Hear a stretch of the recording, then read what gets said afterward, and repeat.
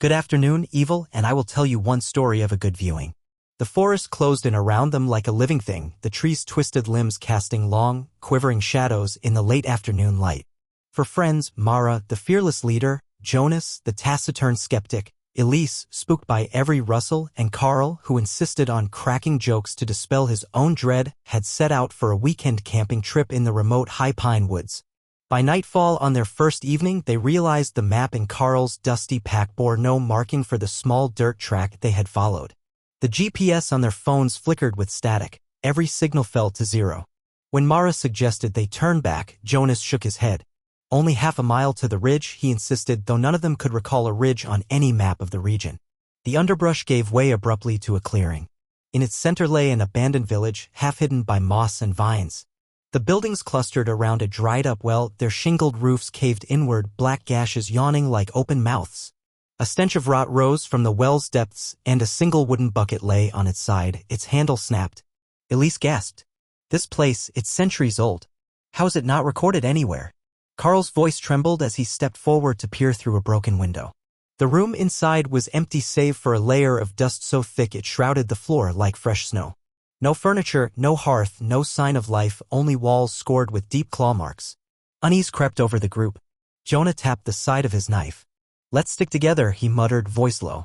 We search for clues, find the exit. They split into pairs, Mara and Jonas to the north side of the square, Elise and Carl to the south.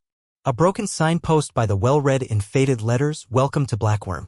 Beneath, someone had crudely painted X's over every letter. No one spoke as they wandered between the dilapidated huts, each more decrepit than the last. Windows stared back at them like empty eye sockets. When Mara stepped on a rotted floorboard and it collapsed beneath her, she yelped as bracken scraped her leg. She tore free, her heart hammering.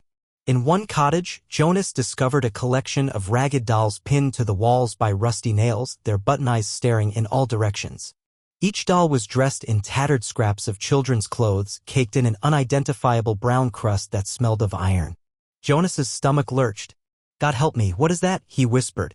The wind moaned through the shattered chimney, carrying with it a distant chorus of low, childlike sobbing. Elise's hysterical shriek cut through the clearing. There, at the edge of the village, she had found a small stone altar. Fresh footprints, bare, mud-caked, circled around it as if someone had knelt and done some unspeakable ritual before vanishing. Carl forced a laugh. Probably local kids messing around, he said, but none of them laughed. The forest beyond the huts had gone unnaturally still, the only sound a distant drip, drip, drip that seemed to come from the well. They regrouped, and Elise pointed at claw marks gouged into the altar's surface, blackened by an unknown residue. Below, in scratching so fine it almost looked like script words, at blood's first taste, the Wyrm awakes. A chill ran through them all, though the afternoon sun still shone.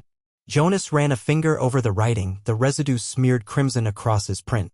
The air suddenly fell cold, and a single wind-blown leaf drifted across the village square, twisting in midair before falling unnaturally straight down. The well bucket, left half-buried by ferns, tilted on its side and began to roll toward them.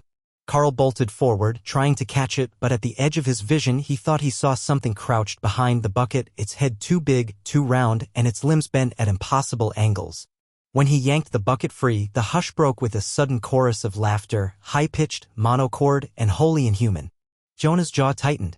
This is our cue to leave, he growled, but Mara hesitated, drawn inexplicably toward the well.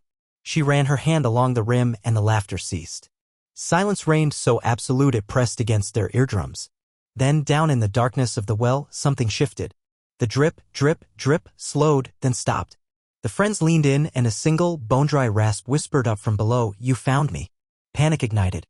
Elise stumbled backward, tears pooling in her eyes. Jonas yanked Mara away from the well's edge, but she clutched his arm as if in a trance, eyes wide and unseeing. "We must feed it," a distorted voice echoed, though none of their mouths had moved. "Feed the Wyrm, or it will feed." The ground beneath them trembled. The bucket rattled at the bottom of the well, then rose impossibly as if drawn upward by some unseen force. When it cleared the rim, they saw its broken handle repaired, fresh with splintering where it had been reattached. The rebuilt bucket crashed to the ground between them, and a series of wet, sucking noises reverberated from somewhere behind the north row of huts. The friends turned as one. In the gaping doorway of the largest cottage, a figure lurked, tall, faceless, its head a slick, featureless sphere. It raised one elongated arm, in its grasp a small box, bone-white, smeared with dark smudges. Jonas recognized the shape of a child's rattle. The thing shook it slowly, producing a hollow, clattering sound. With each shake, the laughter returned, louder, more manic, and they felt it burrowing into their skulls. Carl stifled a cry as he felt wetness bloom on his leg. Glancing down, he saw a thin ribbon of blood emerging from under his knee. He'd cut it on that broken floorboard earlier. The blood dripped onto the ancient cobblestones as if in deliberate pace, tracking toward the village center. The force around them tightened, the forest breathing in sync with that pulsating drip. Elise choked back a sob. "We have to stop it." Jonas nodded, drawing his knife with a decisive flick.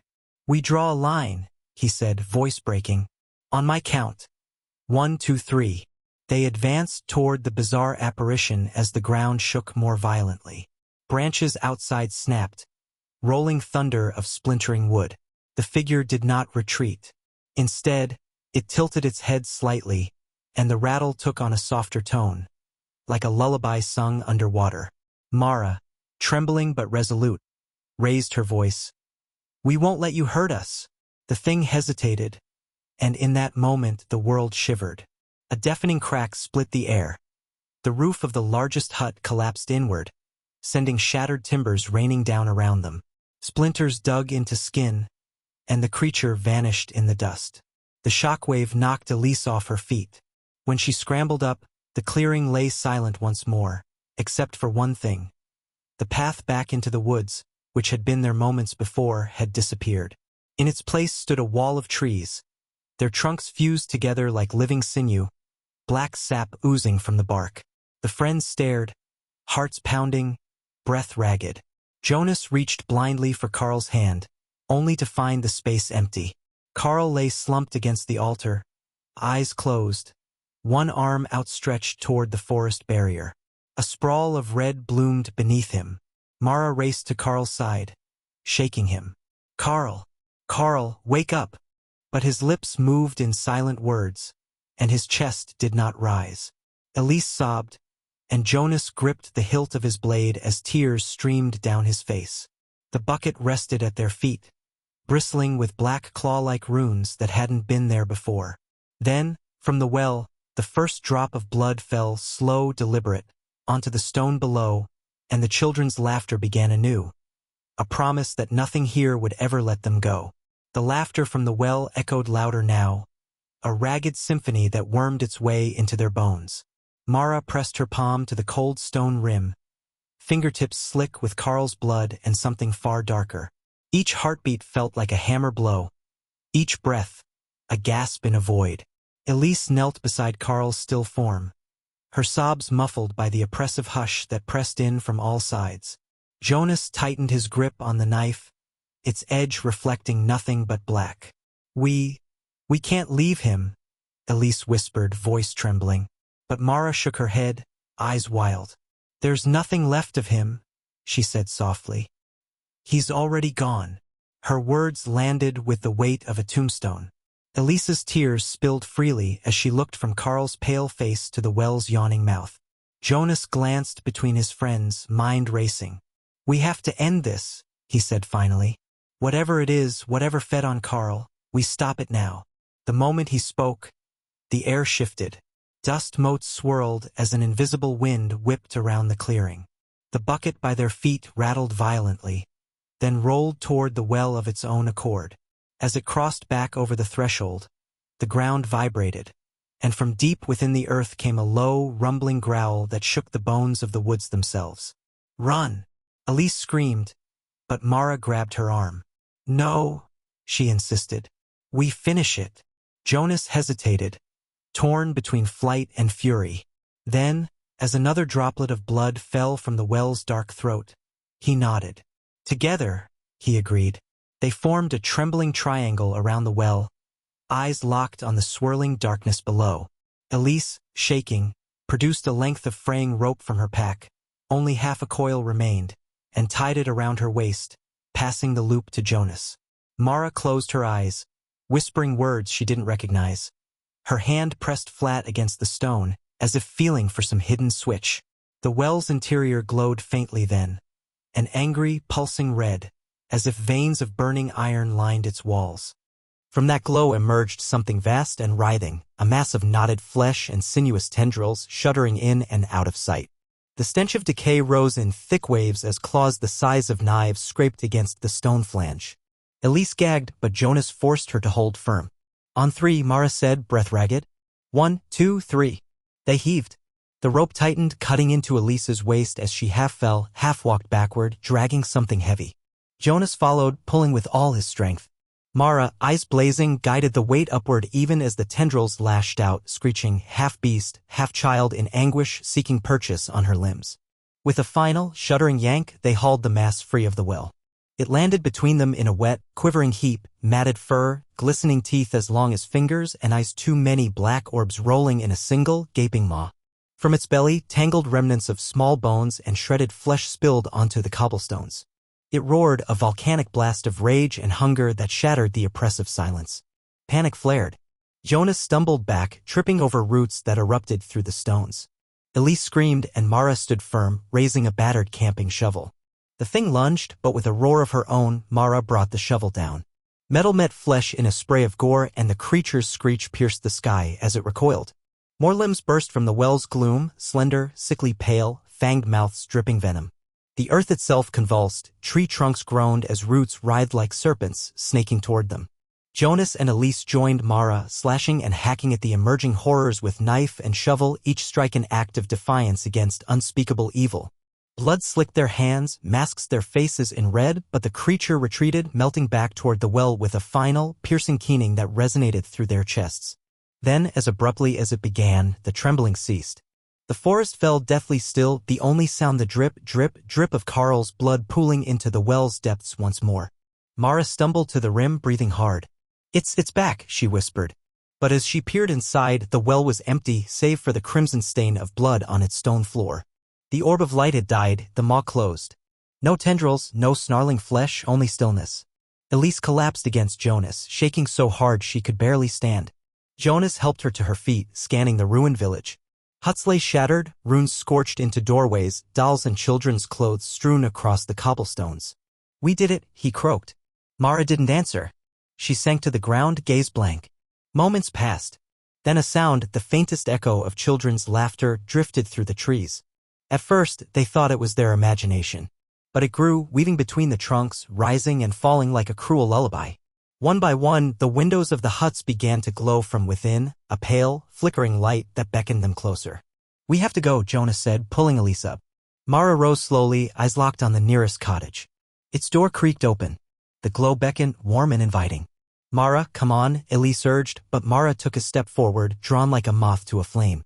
Her friends reached for her, but she slipped out of their grasp, crossing the threshold into the hut.